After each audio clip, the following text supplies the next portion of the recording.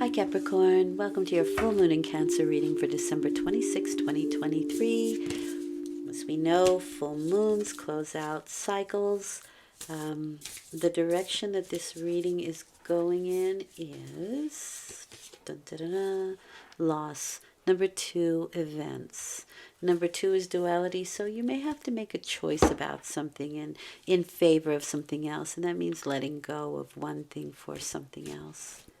Let's see what that might be. Your focus for the next 2 weeks is the Hierophant. That is my no card. So you may have to give a no answer. And it might not even be you that's losing out. It may be through your no answer that somebody else has a loss. And again, that can be anything. It doesn't have to be difficult. It can just be, no, I'm not going to come to your party. I have other parties to go to. Or no, I'm going to send back the gift you gave me because I really have one already, or something like that, okay?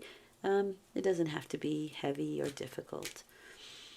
And oftentimes they're not, right? Life isn't always a challenge, but often.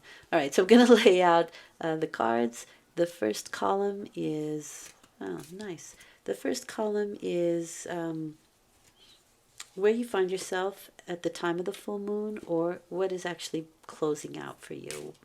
What's the cycle that is closing out? The second column is you and how you're dealing with the whole situation, how you're behaving, what your reactions are. And the third column is the probable outcome. And I say probable because some things we can change. I am definitely a believer in our consciousness creates our reality. But there are times when we have decided to come and have a particular experience and we're going to have it. So that cannot be changed. And it's always for our own good, for our own growth. Doesn't have to be negative. Sometimes it's the good things that will, where we receive growth. But in any case, let's move on. Okay. Knight of Pentacles is the card of an offer, a good firm offer of some sort. It can be procrastination. It can be that we are not moving as quickly as we should, or we're just staying put in a situation. But this is a nice firm offer. Timing is really important here. This knight is the only knight that doesn't move, right? All of the other ones are in action. This one is staying very solid. That means it's a good solid offer, but it also means that we're not moving too quickly, so it can be procrastination. However, he knows timing. He knows when to plant. He knows when to reap, right? He knows when to just leave the fields alone or just to plow or whatever. He knows timing. Timing is his gig. With the Five of Cups, though, there is this feeling of sort of emotional instability. This is the grieving card. There can be something that we're finding difficult to deal with on an emotional level, and we can be looking at the negative as opposed to what is still good. And this card does ask you to pivot. Of course, if you are grieving, then allow yourself to grieve, but this card says don't stay in it too long because it can become depression, and that's not what we're looking at. But we're looking at two very different energies here. Unless you are not moving forward because we are dwelling on something that is negative, that's very possible here. And we are talking about loss, so there can be something.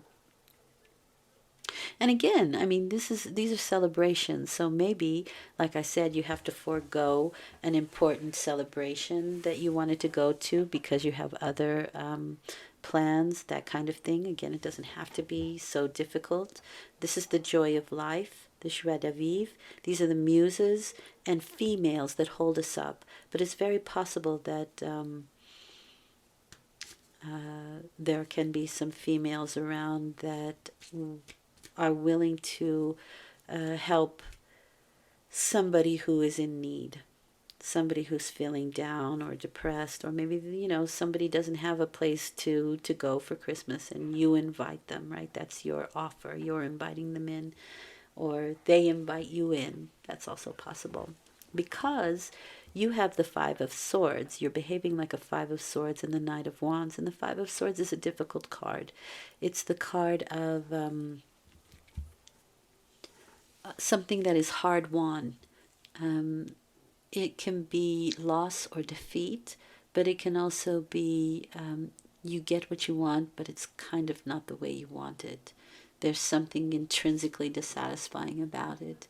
And that can be that you get what you want, but the other person is having difficulty or not enjoying themselves. And so it's not a full victory for you. It's not a full win. This can be come in through messages with that Knight of Wands. Maybe you receive a difficult message, or maybe you hear from a friend who's having some difficulty, and that kind of puts a damper on your spirit a little bit. But the Knight of Wands for me are messages, and usually that's electronic, so it can be through email, or it can be through text messages or phone calls, that kind of thing.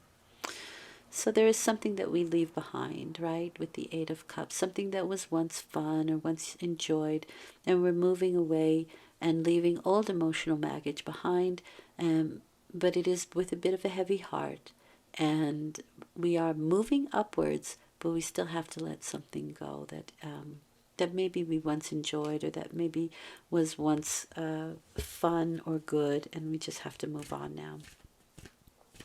The Ace of Swords and the Two of Swords is the outcome, and the Ace of Swords is my yes card. So you have a no and a yes answer. So it feels to me like things kind of turn around by around the end of the 2 weeks, or within these 2 week period, something turns around because we're making a decision here with that Two of Swords. Maybe a difficult decision that we need to make, but that Ace of Swords says that we're finding clarity and we understand that we can act now through clarity. So in a decision that needs to be made, and it's possible that it's something that somebody's offering you, right? But you have to let go of something old to move into this new situation. That's very possible for some people or for somebody here. And you have the Lover's card there. So that's a choice. That makes sense with the Two of Swords. And you have to make a choice between something mundane or something higher minded, something loftier. The Lover's card is the 3 stages of love. There is the more base